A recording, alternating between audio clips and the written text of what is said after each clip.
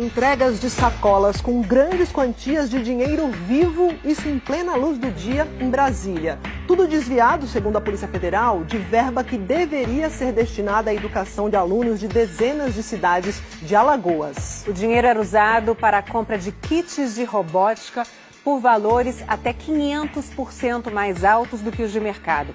Nossos repórteres foram até essas escolas e empresas para mostrar como funcionava o esquema. É muito dinheiro vivo, em malas, num cofre abarrotado, nos saques na boca do caixa e em pacotes entregues num estacionamento de Brasília, tudo registrado pelos investigadores.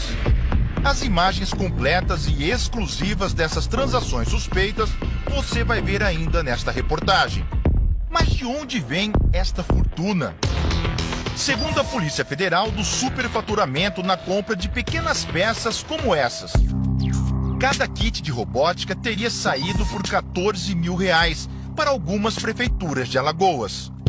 E é para lá que nós vamos para entender o caminho desse dinheiro. 46 cidades são suspeitas de terem negociado os kits de robótica acima do preço. Fomos atrás de algumas das que mais teriam superfaturado o material. Canapi é uma delas, tem 17 mil habitantes.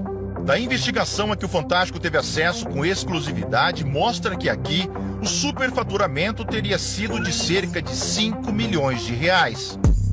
Durante a auditoria, a Controladoria Geral da União fez pesquisas de mercado e apontou que seria possível montar kits com componentes parecidos por menos de R$600.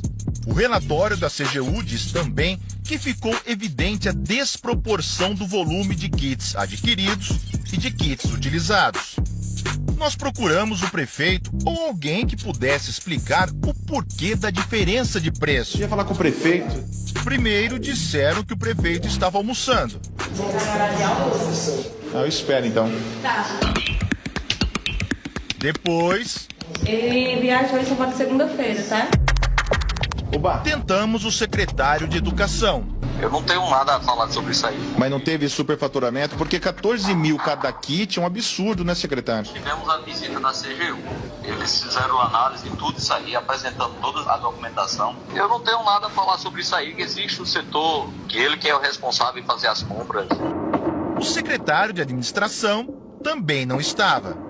A gente trabalha a semana toda, mas quando chega na sexta-feira vocês sextou, né? Não entendo de valores de robótica. Eu não entendo dos processos como deveria ser feito, de acordo com a lei. Com tanta gente fora da cidade, não conseguimos acesso nem às escolas e nem aos kits. Fomos então a Delmiro Gouveia, de 52 mil habitantes. O relatório da investigação diz que a prefeitura fez um contrato de mais de R$6 milhões. E eles alertam para ausência de pesquisa de mercado, falta de justificativa para a quantidade de kits licitada, detalhes muito específicos do produto, o que pode direcionar a contratação, e superfaturamento, que pode passar de R$5 milhões. Tentamos falar com a prefeita. Prefeita, ela não se encontra no momento. Quem nos atende é o Procurador-Geral de Delmiro Gouveia. O município foi beneficiado com a emenda do relator e nós providenciamos um processo licitatório através de um pregão eletrônico. Então não teve superfaturamento? No município de Delmiro Gouveia, não. Mas não tem uma curiosidade, dar uma pesquisada? Porque uma simples pesquisa na internet dá para ver que o preço está muito alto, quer dizer. Eu estou dizendo ao senhor, aqui nasce o processo, tá? Secretaria de Educação nasce. Ele nasce aqui, setor de compras, setor de licitação. Abre-se um pregão eletrônico nacional. A compra dos kits superfaturados nas cidades investigadas foi com dinheiro de emenda do relator, conhecida também como orçamento secreto. Em Delmiro Gouveia, fomos autorizados a conversar com alunos durante as aulas de robótica. O professor disse para nós montar e deixar ele pesado para conseguir puxar o outro. Por isso que tem tanta peça, mas os normais não tem tanta não. Esse é um kit de robótica novinho. É esse modelo que as escolas do interior de Alagoas receberam. Esse aqui, ó, ainda está até plastificado. Aqui são parafusos, porcas, algumas rodinhas. É como se fosse um quebra-cabeça, né? Que você pode montar de várias formas. Muitos componentes eletrônicos. E tirando aqui, ó. Tá vendo? Essas peças que eles montam os robôs, que eles usam na sala de aula. Ó, são várias. Como se fosse um quebra-cabeça eletrônico. O esquema, segundo a Polícia Federal, se esconde atrás de um pregão eletrônico. A investigação começou depois que o jornal Folha de São Paulo revelou que a Megalic de Maceió cobrou R$14 mil cada kit. E a empresa que mais venceu essas licitações foi a Megalic, que pertence a Edmundo Catunda e sua esposa Roberta Mello. A empresa não produz esses equipamentos. Segundo a investigação, ela compra de uma fornecedora do interior de São Paulo por R$ 2.700. E depois de passar pela Megalic, o valor se multiplicava até chegar às prefeituras. Depois das buscas da PF, essa semana, fomos à sede da empresa Megalic. Opa, tinha alguém aqui que não quer atender a gente? Opa! Ah, tem gente aqui. Mas ela fechou a porta. Além de vencer tantas licitações, o que também chamou a atenção da Polícia Federal foi a transferência de dinheiro da Megalic, tanto para pessoas físicas como para outras empresas que não faziam parte do ramo de atividade que ela estava atuando, e quase todas de Brasília. Nós fomos aos endereços. Você sabe o que funcionava aí? Não. Mesmo sem nada nos endereços, essas empresas de Brasília movimentaram milhões e têm donos, Pedro e Juliana Salomão.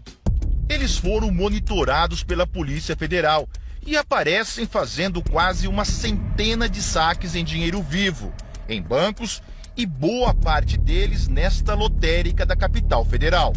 Os saques são fracionados para evitar que o banco informe a movimentação financeira às autoridades. Em outra gravação, Pedro Salomão chega à garagem de um hotel em Brasília e espera por este homem, identificado como motorista do assessor parlamentar Luciano Cavalcante. Luciano estava hospedado no mesmo hotel naquele dia, segundo a PF. Pedro e o motorista seguem então para este outro carro. O relatório da Polícia Federal diz que Pedro parece entrar com uma sacola cheia e que sai com ela vazia. Nesta semana, a situação se repetiu, mas em outro local, na Asa Sul de Brasília. Pedro entra no carro do motorista de Luciano Cavalcante com uma sacola. Na quinta-feira, Pedro e a mulher, Juliana Salomão, foram presos e houve busca e apreensão nos endereços do assessor parlamentar e também na casa do motorista dele. No carro do motorista, a polícia encontrou R$150 mil. E na mochila com dinheiro vivo que estava no porta-malas do carro, a polícia encontrou também o passaporte do assessor Cavalcante. Luciano Cavalcante é assessor da liderança do Partido Progressistas, na Câmara dos Deputados, partido do presidente da casa, Arthur Lira. Lira não é citado no relatório da investigação. Em entrevista à Globo News, o presidente da Câmara falou sobre a operação e disse que não há indícios de superfaturamento. Há decisões da Justiça Federal que resolvem e dizem que não há nenhum sobrepreço, nem superfaturamento, nem nenhum desvio nessa situação. O que eu posso dizer é que eu, tendo a postura que tenho, em defesa das emendas parlamentares que levam benefícios para todo o Brasil, para toda a população, eu não tenho absolutamente nada a ver com o que está acontecendo e não me sinto atingido, nem acho que isso seja provocativo.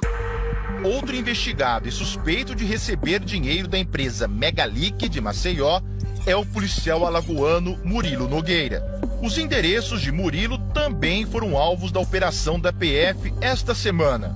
Neste escritório, os policiais apreenderam uma mala e um cofre recheados de dinheiro, R$3,5 milhões. Em nota, a defesa de Murilo diz que ele é policial desde 2003 e empresário, que nenhuma das empresas tem relação com kits de robótica e que suas atividades são declaradas à Receita Federal, inclusive os valores apreendidos.